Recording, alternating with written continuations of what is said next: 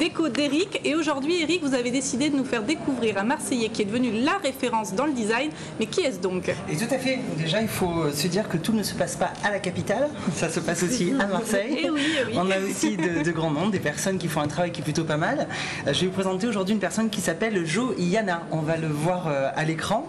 Donc, Mesdemoiselles, déjà, je vous arrête tout de suite. Il est pris. Donc, je me suis renseigné, j'ai pris l'info. Nous aussi, on est pris. Donc, voilà. Mais ce n'est pas l'objet de la chronique. Mais ce n'est pas l'objet de la chronique. Avant que je fasse chronique des cœurs, on reste sur chronique déco.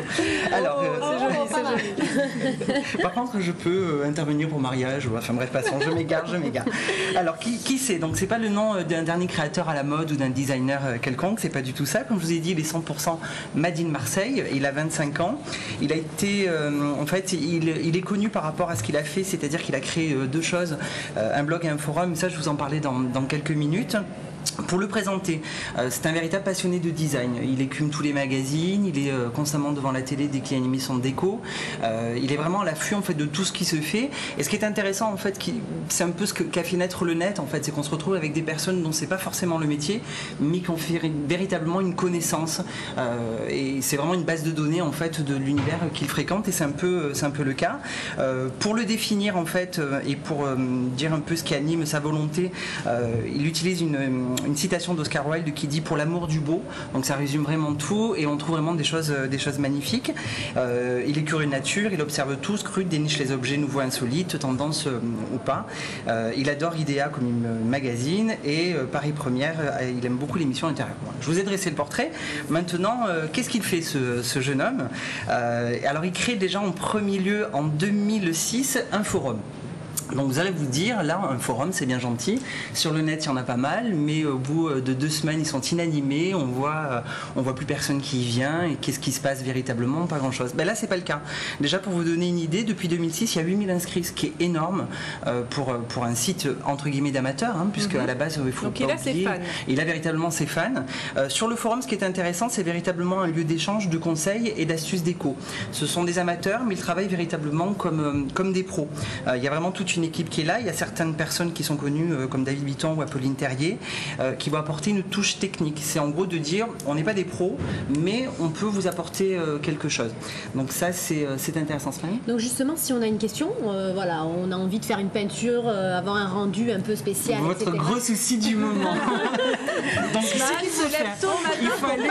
faut aller sur le forum. Sur le forum, voilà, on lui pose cette on question. s'inscrit gratuitement, on pose sa petite question, on poste sa petite photo et il vous fait une grande réponse. Ce qui est intéressant, c'est que c'est participatif.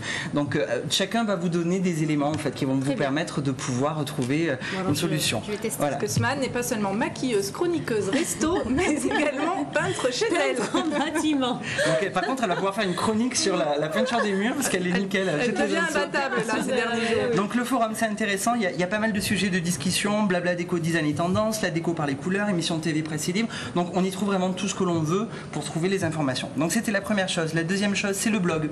Le blog est venu naturellement en fait. Il a voulu essayer d'avoir quelque chose qui a un contenu un peu plus journalistique et un contenu interactif plus interactif et magazine.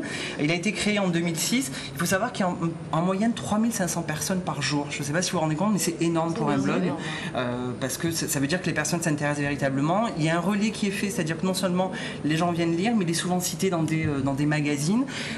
Il est fan de Karim Rachid, qui est un designer originaire du Caire qui fait des choses magnifiques. Alors là par exemple, il est fan de Karim Rachid. Qu'est-ce qui se passe? Il lui dit bah voilà, je suis fan de votre travail.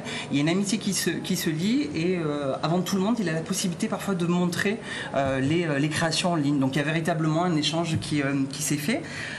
Pour le citer rapidement, son coup de cœur en ce moment en lieu, c'est le Pantone Hotel à Bruxelles, qui est vraiment génial. Ensuite, le coup de cœur design du moment, c'est le projet Karems de Karim Rachid, ce qui est vraiment pas mal.